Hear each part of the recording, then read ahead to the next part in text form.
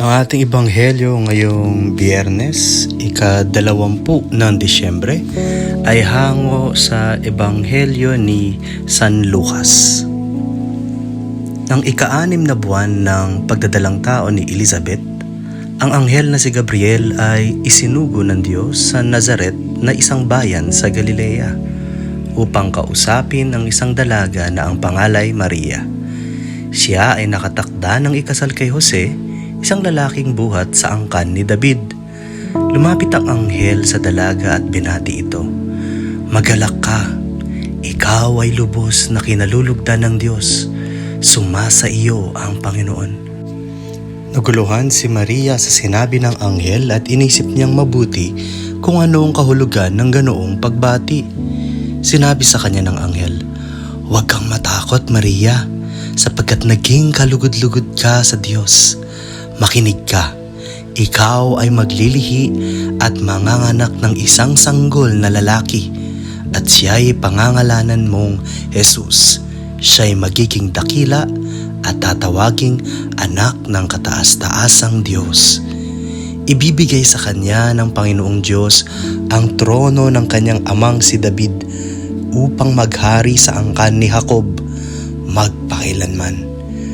Ang kanyang paghahari ay walang katapusan." "Paano pong mangyayari ito gayong ako'y isang birhen?" tanong ni Maria. Sumagot ang anghel, "Sa iyo ang Espiritu Santo at mapapasailalim ka sa kapangyarihan ng kataas-taasang Diyos. Dahil dito, ang isisilang mo'y banal at tatawaging anak ng Diyos. Hindi ba't ang kamag-anak mong si Elizabeth ay baog? Gayon may, naglihis siya at ngayoy ika-6 na buwan na ng kanyang pagdadalang tao, kahit na siya ay matanda na sapagkat walang anumang bagay na hindi kayang gawin ng Diyos." Sumagot si Maria, "Ako'y alipin ng Panginoon, mangyari nawa sa akin ang iyong sinabi." Pagkatapos, umalis na ang anghel. Ang mabuting balita ng Panginoon.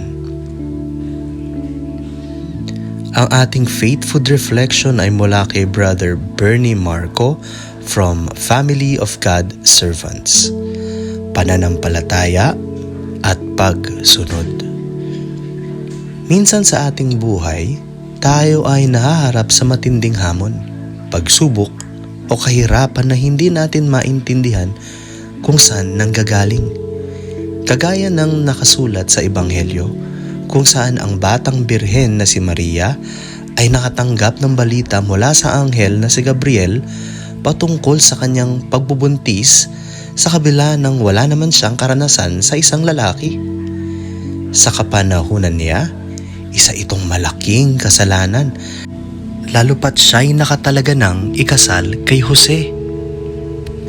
Ngunit sa kabila ng kanyang pagkalito at pagkatakot, si Maria ay tumugon ng may buong pananampalataya at pagsunod at kanyang sinabi, "Ako'y alipin ng Panginoon, mangyari nawa sa akin ang iyong sinabi."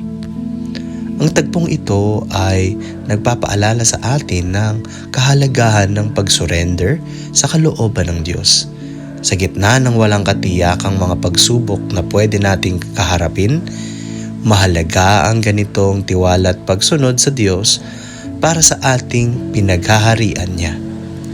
Sa panahon ngayon kung saan ang mundo'y punong-puno ng uncertainties, tularan natin si Maria, nagtiwala sa plano ng Diyos at naniwala sa kanyang mga pangako.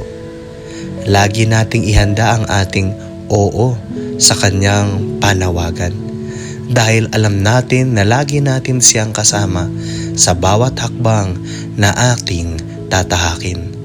Sa pagtulong sa pagpapalaganap ng magandang balita ni Kristo para sa sangkatauhan. Manalangin po tayo. Panginoon, tulungan mo po kaming maging bukas at laging handang tanggapin ang mga hindi inaasahang pagpapala mula sa iyo at tumugon sa iyong mga pinag-uutos. Sa ngalan ng Ama, at ng Anak, at ng Espiritu Santo. Amen.